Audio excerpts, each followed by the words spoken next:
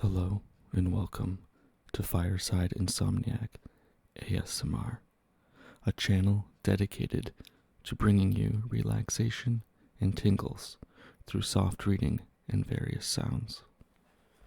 Today, I will be reading for you The Haunted Mind by Nathaniel Hawthorne. What a singular moment is the first one, when you have hardly begun to recollect yourself after starting for midnight slumber.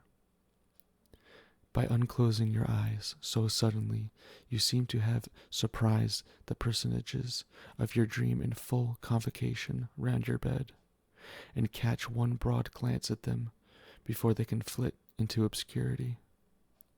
Or, to vary the metaphor, you find yourself for a single instant wide awake in that realm of illusions whither sleep has been the passport, and behold its ghostly inhabitants and wondrous scenery with the perception of their strangeness such as you have never attained while the dream is undisturbed.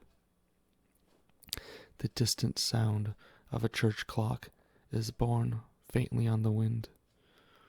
You question with yourself, half seriously, whether it has stolen to your awakening ear from some gray tower that stood within the precincts of your dream. While yet in suspense, another clock flings its heavy clang over the slumbering town, with so full and distinct a sound, and such a long murmur in the neighboring air, that you are certain it must proceed from the steeple at the nearest corner. You count the strokes, 1, 2, and there they cease with a booming sound like the gathering of a third stroke within the bell. If you could choose an hour of wakefulness out of the whole night, it would be this. Since your sober bedtime at 11, you have had rest enough to take off the pressure of yesterday's fatigue, while before you, till the sun comes from far Cathay to brighten your window, there is almost the space of a summer night, 1 hour to be spent in thought with the mind's eye half shut, and 2 in pleasant dreams, and 2 in that strangest of enjoyments, the forgetfulness alike of joy and woe. The moment of rising belongs to another period of time, and appears so distant that the plunge out of a warm bed into the frosty air cannot yet be anticipated with dismay. Yesterday has already vanished among the shadows of the past. Tomorrow has not yet emerged from the future. You have found an intermediate space where the business of life does not intrude, where the passing moment lingers and becomes truly the present, a spot where Father Time, when he thinks nobody is watching him, sits down by the wayside to take breath. Oh, that he would fall asleep and let mortals live on without growing older. Hitherto you have lain perfectly still, because the slightest motion would dissipate the fragments of your slumber.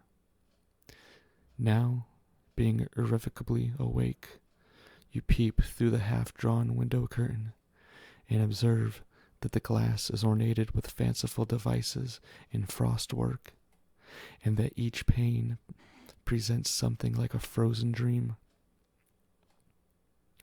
There will be time enough to trace out the analogy while waiting the summons to breakfast. Seen through the clear portion of the glass, where the silvery mountains peak of the frost scenery do not ascend, the most conspicuous object is the steeple, the white spire of which directs you to the wintry lust of the firmament. You may almost distinguish the figures on the clock that has just tolled the hour. Such a frosty sky, and the snow-covered roofs, and the long vista of the frozen street, all white, and the distant water hardened into rock, might make you shiver even under 4 blankets and a woolen comforter. Yet, look at that one glorious star. Its beams are indistinguishable from the rest, and actually cast the shadow of the casement on the bed with a radiance of deep hue than moonlight, though not as accurate in outline.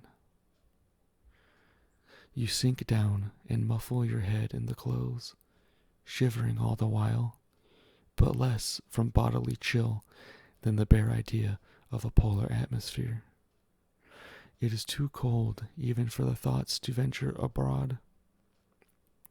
You speculate on the luxury of wearing out a whole existence in bed like an oyster in its shell, content with the sluggish ecstasy of inaction, and drowsily conscious of nothing but delicious warmth such as you now feel again.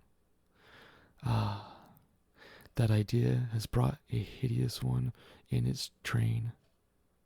You think how the dead are lying in their cold shrouds and narrow coffins through the drear winter of the grave, and cannot persuade your fancy that they neither shrink nor shiver when the snow is drifting over their hillocks and the bitter blast howls against the door of the tomb. That gloomy thought will collect a gloomy multitude and throw its complexion over you, over your wakeful hour.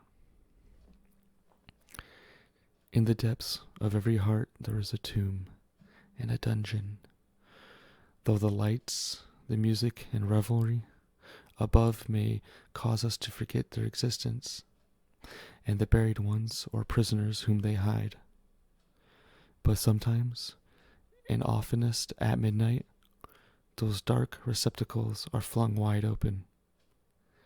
In an hour like this, when the mind has a passive sensibility, but no active strength, when the imagination is a mirror imparting vividness to all ideas without the power of selecting or controlling them, then pray that your griefs may slumber, and the brotherhood of remorse not break their chain. It is too late. A funeral train comes gliding by your bed, in which passion and feeling assume bodily shape, and things of the mind become dim specters to the eye. There is your earliest sorrow, a pale young mourner, wearing a sister's likeness to first love, sadly beautiful, with a hollowed sweetness in her melancholy features, and grace in the flow of her sable robe. Next appears a shade of ruined loveliness, with dust among her golden hair, and her bright garments all faded and defaced, stealing from your glance with drooping head, as fearful of reproach. She was the fondest hope, but a delusive one, so call her disappointment now. A sterner form succeeds, with a brow of wrinkles, a look and gesture of iron authority. There is no name for him, unless it be fatality, an emblem of the evil influence that rules your fortunes, a demon to whom you subjected yourself by some error at the outset of life, and were bound his slave forever by once obeying him. See those fiendish lineaments graven on the darkness, the withered lip of scorn, the mockery of that living eye, the pointed finger touching the sore place in your heart. Do you remember any act of enormous folly at which you would blush, even the remotest cavern of the earth? Then recognize your shame. Pass, wretched band. Well for the wakeful one, if, riotously miserable, a fiercer tribe do not surround him, the devils of a guilty heart that hold its hell within itself, What if remorse should assume the features of an injured friend? What if it is the fiend who should come in a woman's garments with a pale beauty amid sin and desolation and lie down by your side? What if he should stand at your bed's foot in the likeness of a corpse with a bloody stain upon the shroud? Sufficient without such guilt is the nightmare of the soul, this heavy, heavy sinking of the spirits, this wintry gloom about the heart, this indistinct horror of the mind bending itself with the darkness of the chamber. By a desperate effort, you start upright, breaking from some sort of conscious sleep and gazing wildly round the bed, as if the fiends were anywhere but in your haunted mind. At the same moment, the slumbering embers on the hearth send forth a gleam which palely illuminates the whole outer room and flickers through the door chamber, but cannot quite dispel its obscurity. Your eye searches for whatever may remind you of the living world. With eager minuteness, you take the note off the table near the fireplace, the book with an ivory knife between its leaves, the unfolded letter, the hat, and the fallen glove. Soon the flame vanishes, and with it the whole scene is gone, though its image remains an instant in your mind's eye, when darkness has swallowed the reality. Throughout the chamber there is the same obscurity as before, but not the same gloom within your breast. As your head falls back upon the pillow, you think, in a whisper be it spoken, how pleasant in these night solitude would be the rise and fall of a softer breathing than your own, the slight pressure of a tenderer bosom, the quiet throb of a purer heart, imparting its peacefulness to your troubled one, as if the fond sleeper were involving you in her dream. Her influence is over you, though she have no existence but in that momentary image. You sink down in a flowery spot on the borders of sleep and wakefulness, while your thoughts rise before you in pictures, all disconnected, yet all assimilated by a pervading gladsomeness and beauty. The wheeling of gorgeous squadrons that glitter in the sun is succeeded by the merriment of children round the door of a schoolhouse beneath the glimmering shadow of old trees at the corner of a rustic lane. You stand in the sunny rain of a summer shower, and wander among the sunny trees of an autumnal wood, and look upward at the brightest of all rainbows overarching the broken sheet of snow on the American side of Niagara.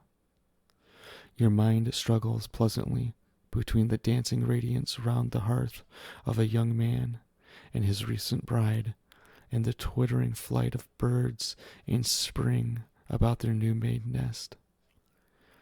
You feel the merry bounding of a ship before the breeze, and watch the tuneful feet of rosy girls as they twine their last and merriest dance in a splendid ballroom, and find yourself in the brilliant circle of a crowded theater as the curtain falls over a light and airy scene.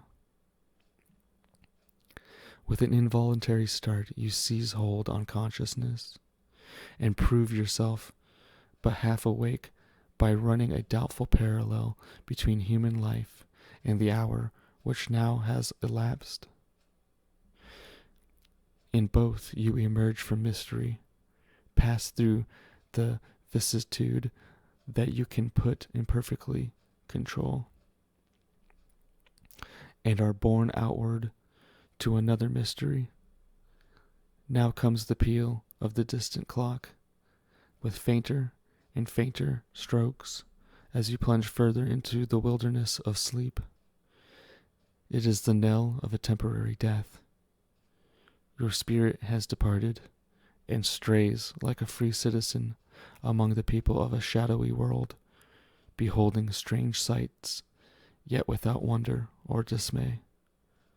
So calm, perhaps, will be the final change, so undisturbed, as if among familiar things, the entrance of the soul to its eternal home.